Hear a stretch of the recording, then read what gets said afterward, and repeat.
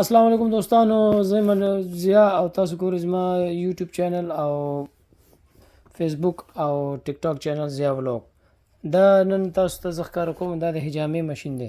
دا ټول حجامه کپینګ، څوک ته کپینګ وایي او څوک ته بل څه شی وایي، هر رقم ته نومونه دي مختلف.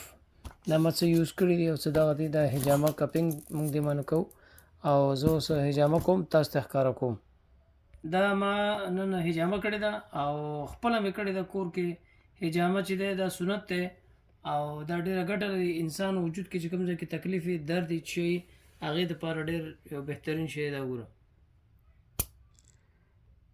چې کوم ځای کې کوم تکلیف وي هغې نه وینه راوځي، پرن شوې کنی ترېنه نه راوځي. دا تاسې هم حجامه وکړئ.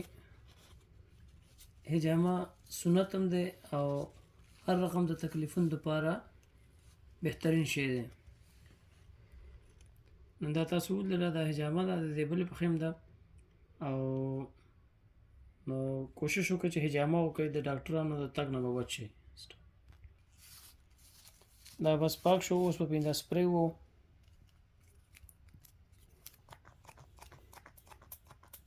بس بس بس بس اوس یې پاک کړئ.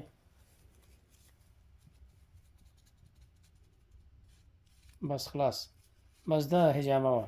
امید دی چې تاسو هم وکړئ او دا صحت دپاره ډېر زبردسته شی دی. حجامت چې دی دغه سنت دی، یو د مرګ علاج پکې نشته، نور د هر شي علاج دپاره ډېره بهترین شی دی. دا حجامه هم کړې ده، دا زما پښې سوی کوو، اوس بلکل صحیح شوله. په رښتیا باندې مخکې سخت ډېر سوی کوو، دا اوس بیخي سوی نه کوي. چې ورنږدې کړه پرن شوي وینه ورته سکت راټک ورکړه چې بعضې نه کلیر شي، شوله شي. ډېره ګړه خبره کوم، صحیح ده. دا بل کوم دې ته مې لګولی دی. وګوره کوم تکلیف ډېر هغې نه وینه راوځي، کوم تکلیف نه ترې نه راوځي. حجامه سنت دی، دا تاسو ټول ته کول پکار دي. ما پکې راوړم، دا ما حجامه کړې ده، دا خپله مې کور کې وکړه او دا ډېر زبردسته شی دی، سنت دی. تاسو ته هم پکار دی چې حجامه وکړئ. والسلام.